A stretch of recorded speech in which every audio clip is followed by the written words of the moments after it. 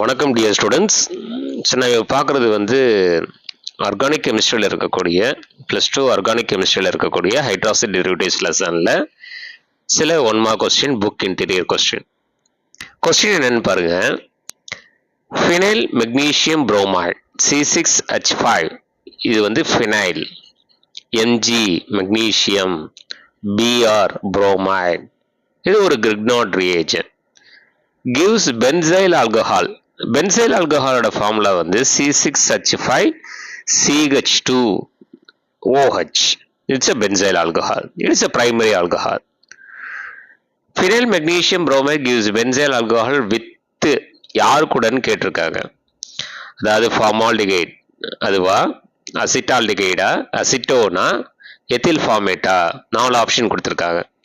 Formaldehyde அப்படின்னா உங்களுக்கு தெரியும் HCHO, அசிட்டால்டிகைட் அப்படின்னா CH3CHO, அசிட்டோன் அப்படின்னா CH3COCH3. சரி, இப்போ வந்து இந்த கொடுத்த ஆப்ஷன்ல எது சரியான ஆன்சர்? அதாவது phenyl magnesium bromide gives benzyl alcohol with formaldehyde. First option HCHO. அதை கீழே நம்ம எழுதியிருக்கோம் பாருங்க. அதாவது ஃபினைல் மெக்னீசியம் புரோமைட் பிளஸ் ஃபார்மால்டிகைடை இந்த மாதிரி ஸ்ட்ரக்சராக போட்டுக்கணும்.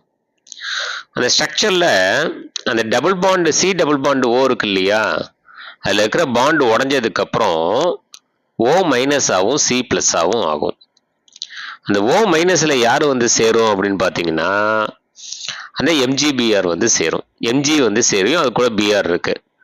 அந்த C ப்ளஸில் யார் வந்து சேரும்னா அந்த C6H5 வந்து சேரும். இதை ஹைட்ராலிசிஸ் பண்ணால் உங்களுக்கு என்ன ஆகும்னா அந்த ஓக்கு MgBrக்கு இடையே இருக்கிற பாண்டு பிரேக் ஆகி, ஹைட்ராலிசிஸ்னா என்ன, H ப்ளஸ் OH மைனஸ் தானே, அந்த H ப்ளஸ் வந்து O கூட சேரும், அப்போ OH ஆகிடும். அடுத்தது OH எங்கே வந்து சேரும்னா Mgல வந்து சேரும். இப்போ ஃபார்முலா பாருங்க. C மேலே ஒரு H, லெஃப்டில் ஒரு H, கீழே C6H5, ரைட்டில் ஒரு OH. சரி, இதான் வந்து C6H5CH2OH, அதாவது பென்சைல் ஆல்கஹால். சரிங்களா? ப்ளஸ் என்ன கிடைச்சிருக்கு அப்படின்னா மெக்னீசியம் புரோமோஹைட்ரேட். ஸோ பென்சைல் ஆல்கஹால் அப்படிங்கிறது பிரைமரி ஆல்கஹால். ஒரு விஷயம் டியர் ஸ்டூடெண்ட், நல்லா ஞாபகம் வச்சுங்க. Grignard reagent gives primary alcohol with formaldehyde, secondary alcohol with acetaldehyde, tertiary alcohol with acetone. இந்த விஷயத்தை நல்லா ஞாபகம் வச்சுக்கிறீங்கன்னா கிரிக்னாட் ரியேஜென்ட் ஃபார்மால்டிகைடோட பிரைமரி ஆல்கஹால் தான் கொடுக்கும்னு உங்களுக்கு ஐடியா கிடைச்சிடும். கிரிக்னாட் ரியேஜென்ட் அசிட்டால்டிகைடோட உங்களுக்கு செகண்டரி ஆல்கஹால் தான் கொடுக்கும் அப்படின்ற ஒரு ஐடியா கிடைச்சிடும். கிரிக்னாட் ரியேஜென்ட் அசிட்டோன் கூட டெர்ஷியரி ஆல்கஹால் தான் கொடுக்கும் அப்படிங்கிற ஐடியா கிடைச்சிடும்.